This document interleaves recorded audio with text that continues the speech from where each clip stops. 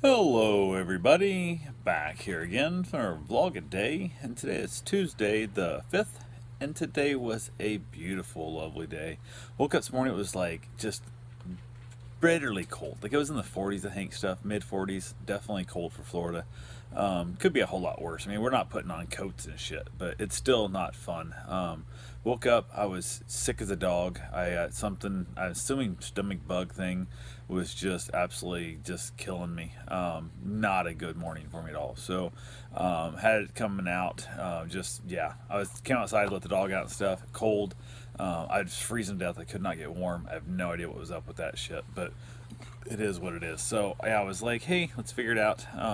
Was scared to get in the hot tub. I was so sick. I was in and out of the bathroom all morning long, and just constantly, just not a good day at all. So Karen headed off to work. I was just trying to stay warm. I couldn't get warm. I was out in the living room with a blanket, couldn't get warm. I actually headed back to the bedroom and wrapped up in blankets on the bed, trying to warm myself up. Cause it was just I couldn't. I was freezing to death. It was awfully awful. So went ahead though. Finally got myself feeling a little bit better. Not great. We had a house viewing at noon. We had set up.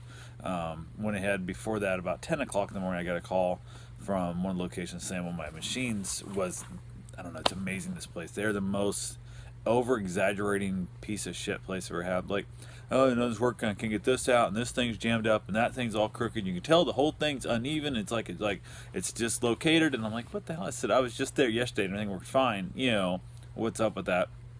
And they're like, oh no, it doesn't take this. Does it take money?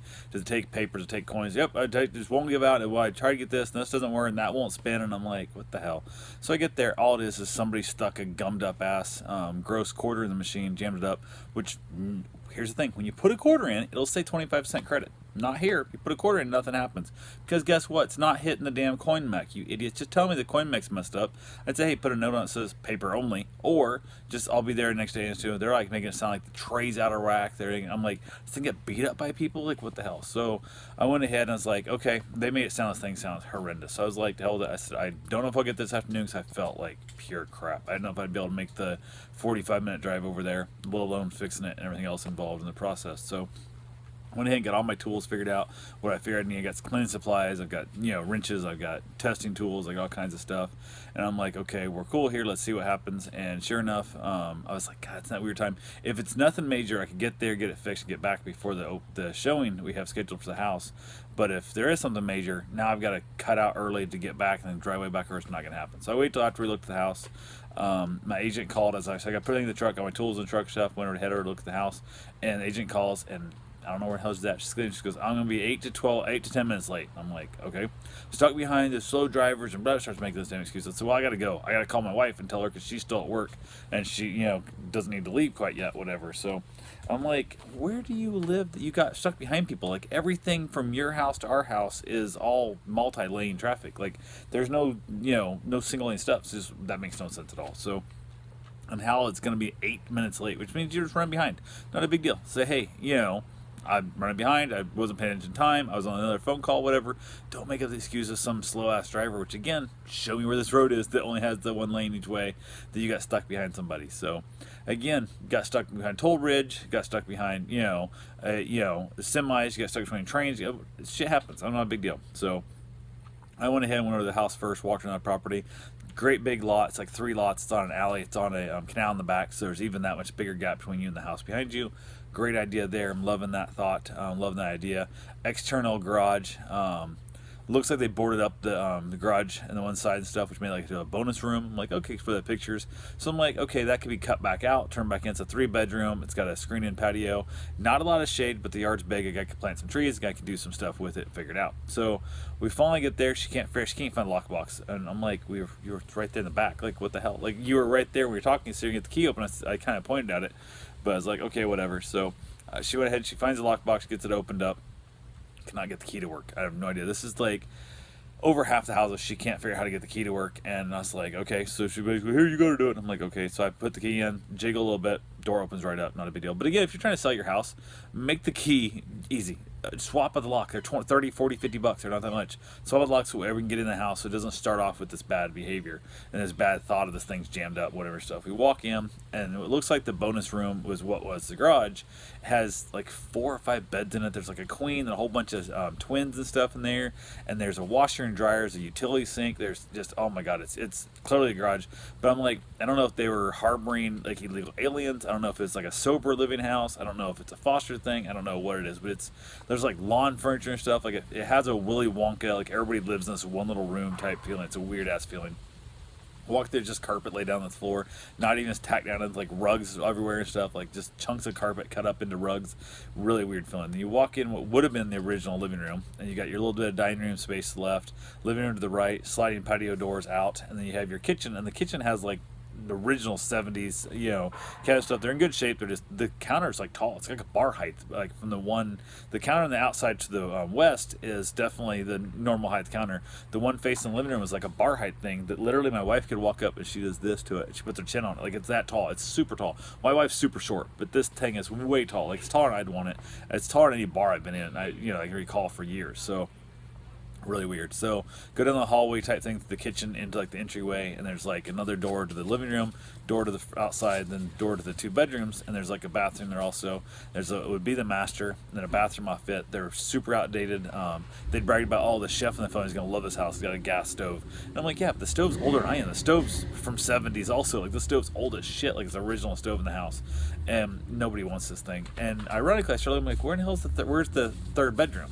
And we're like, oh no, it's over in the garage. No, it's a 2-bedroom house with a damn garage they put some beds into. And there's some carpet on the floor. It's not a 3-bedroom house because they said split floor plan. The 2 bathrooms are back to back at the end of the hallway and in the master, and they're both horrendous. And I was like, no, this is not. 'Cause I thought we were getting a 3-bedroom house and a bonus room was the garage. No. You're getting a 2-bedroom house. They're both tiny. It's just, oh my God, it's horrendous. Because they're counting this giant 2.5 car garage, almost 3-car garage in size, as living space. So now it makes this house, when you take that off, it's tiny. It's under 1,000 square feet. It's ridiculously small.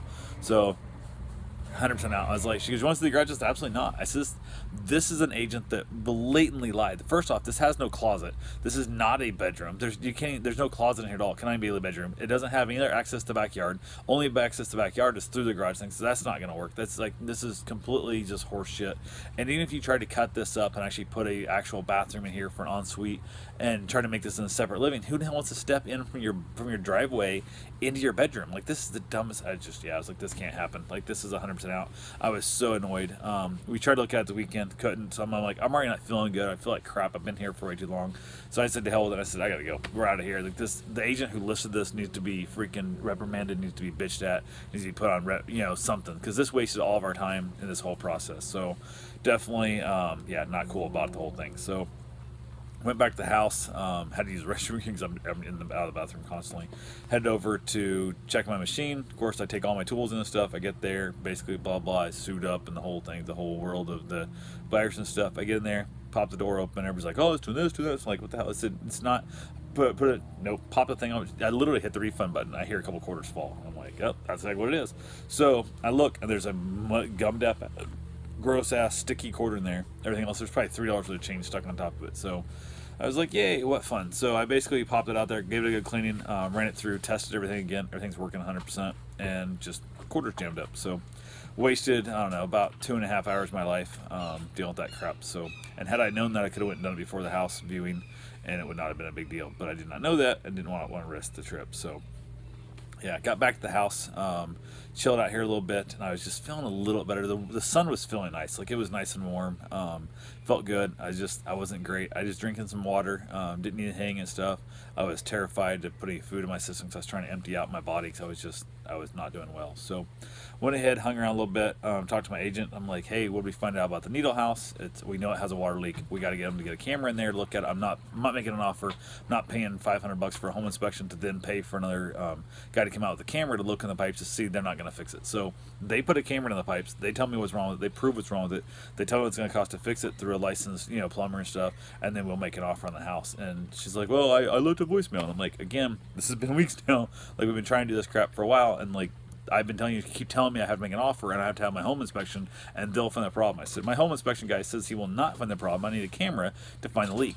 Especially a slab leak. He goes, I can't. He goes, I can't even look for that. He goes, there's no way I can look for a slab leak because I don't have the technology. Nobody does when you're looking for home inspectors. So I was like, okay, whatever.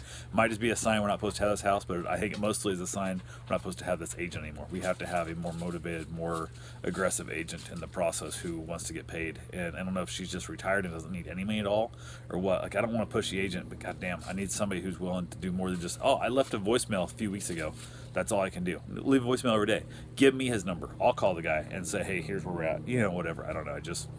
It happened with the duplex. It's happened with a couple other properties. I'm kind of over her. So, yeah, it is what it is. So now we're just kind of playing on with our life and going from there. So, yeah, did get feeling, I was not feeling a little bit better, not great. Went for my run, super slow, super short. Kept my run streak alive and stuff. Wasn't horrible. Texted my wife. She said she was heading home, or she texted me and said she's heading home. I called her and said, hey, this would be a perfect night if you want to stop and get like Chick-fil-A, which I do not eat Chick-fil-A, never have. Don't know if I ever will, but I never have yet in my 45 plus years of my life now on this planet. Never had the food. So I said, grab Chick-fil-A, grab someplace you know I don't want to eat, and be great because I have no intention of eating. If I do, I'll have a can of soup just because I need to get something in my body. But you don't need to eat soup with me. So she's like, actually, I'm gonna have some mac and cheese, which I'm not. I cannot stand mac and cheese. So it works out good. She gets to have mac and cheese. I don't like mac and cheese. We're all good to go. So yay, we chilled out there. She got home. She went for a walk. She actually walked by the Needle House and overheard somebody else looking at the house, talking to the neighbor. They're like, oh yeah, the guy keeps claiming they're getting tons of offers on it, blah, blah, but nobody's offering full price. And that's what they claim all they're taking right now is full price offers. And I'll make a full price offer on it as soon as they give me a report on the water. So until then, piss off. I don't want anything to do with the damn place. So it is what it is. So yeah, who knows? And we'll go from there. So Karen got back. We hung out a little bit. I ended up having some soup. We watched some Netflix, chilled out a little bit, and she had a little snack. And then we just kind of hung around. I ended up falling asleep on the couch. I laid down and put my feet on her and stuff, and I just kind of getting close to her. And next thing I know, I'm dozing off and got myself a little nap, which I needed because I was just exhausted.